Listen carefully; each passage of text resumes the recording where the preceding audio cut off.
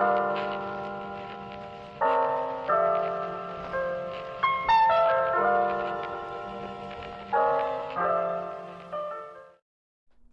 what's up, everybody? Desir here, and I'm hoping to be a new content creator for Marvel Strike Force, leaning more into the Cosmic Crucible, a little bit of a theory crafting side of things since I've been playing this game for so long.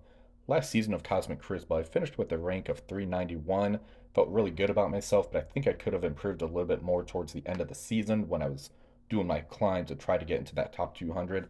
Next season, I'm really trying to focus my tools and my skills to get into that top 200. And I'm hoping with the information I have, you're able to take something away from this as well. Okay, so let's go take a look at my defense. I'm going to give a quick rundown of what I have, and then I'll kind of go in more deep dive on why I have things where they are. I feel like my room 4 is going to be my secret sauce, if you will, on how I'm going to try to play my defense. The first thing I want to go over, though, is going to be the global rules. If we take a look at it, for the symbiotic 6, the thing that a lot of people are missing is the superior 6 characters, once successfully attacked, remove revive once from the attacker. This does not mean that you're going to use your lizard and try to use that ult turn 1 to try to clear all the revive onces away. That's not going to work. What needs to happen is anybody with revive once needs to hit your superior 6 characters to get that cleared off of them. So that's going to be a real big play on how this is going to go next season. For my room 1, there's a few options I think you can have. The full unlimited team, the full extreme X-Men, doing some sort of hybrid with the new characters that's being reworked, which was Colossus, Kitty Pryde, Phoenix, Jubilee, and X-23. I think that you're going to be able to use maybe Jubilee as a fifth on here if they give her speed up on kill to the full X-Men team. That's going to be a very dangerous thing that you're going to add into this room.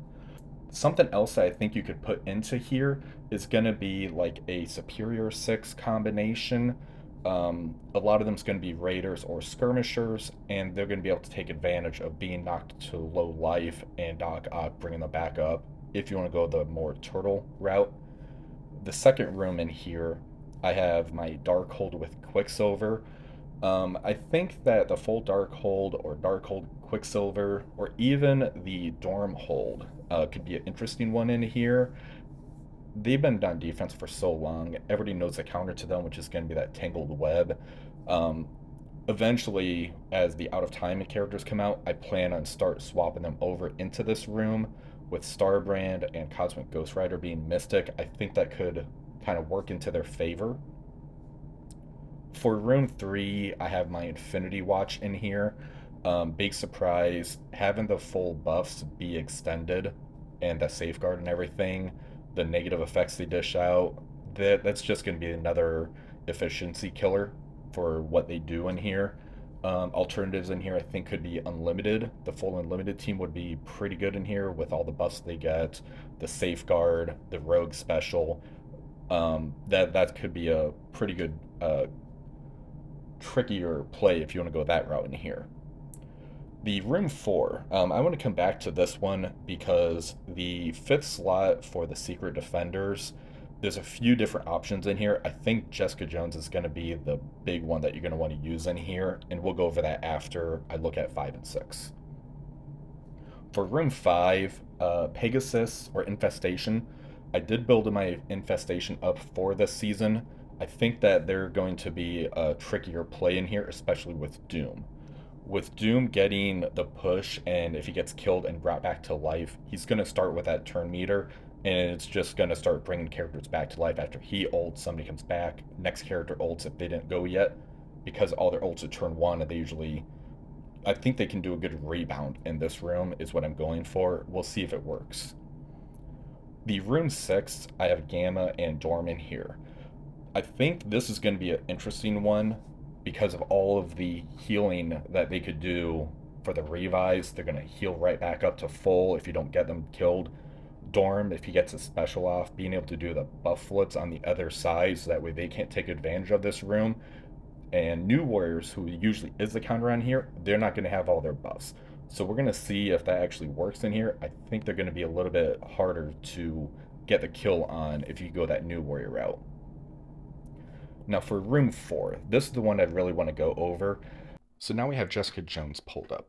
I'm going to go over her kit a little bit to show you why I really like her as a 5th in that room 4. She's going to be given 10% max health and armor to herself and Photon, make them a little bit tankier, hopefully survive a few rounds in combat. The next part on here, gain 40% resistance. Defender allies also get 40% resistance. If we take a look over here with the defender tags, the secret defenders are going to be getting that 40% resistance. That way they're going to be able to survive, resist a lot of the negative effects that's coming at them. The big team that's going to be working in room 4 is going to be Hivemind and probably Sus as a 5th on there. And that 40% resistance, I think, is going to help negate a lot of the bleeds that they pump out. For her special, which is what she's going to be starting with first, her speed is a lot slower, so she's going to go last on the team. She'll be able to clear all negative effects from herself and all allies. She's going to generate 1 ability energy for each defender and generate 4 ability energy for random allies. So because that room is going to be giving you an additional ability energy on any active abilities, this is going to count as a 2 ability gain, maybe a 3 if that 4 ability energy overlaps, and it can really pump up how much ability energy they're getting. She's also going to be burying herself for 20% to herself and Photon, and 10% to the other teammates. She's going to get a defense up for 3 turns for herself and Photon, along with immunity for those 2 characters. Her ultimate, she should be able to do that after using her special next turn. So that's going to be clear all positive effects on the main target and adjacent, get defense up for herself and Photon, call an assist from Photon, and she's going to give herself more ability energy so she could try to get that special going for how much turns it takes. So yeah, she'd go special, ultimate. I believe that would get her back into her special again. We'll see. For the basic, generate 1 ability energy for a random defender or a force, and each attack has a 50% chance to generate 1 ability energy for self or a random. So I did make her a striker for this. That way she can just pump out ability energy for the secret defender team and hopefully keep the train rolling. Now, another good option that people are throwing in here, I see, is going to be Captain America. That's mainly because of the special. It's a short cooldown, and it's going to get taunt, defense up, immunity for the entire team, and it's going to be granting ability energy as well. With the rework, he has very high health pool now, so I can definitely see that as an option. But between the two, as Jessica Jones just gets so much to the team with ability energy, the buffs, the resistance. I really don't see why people would choose Captain America over Jessica Jones, especially with how good A Force is in war. It's a really good investment. I would recommend going that route.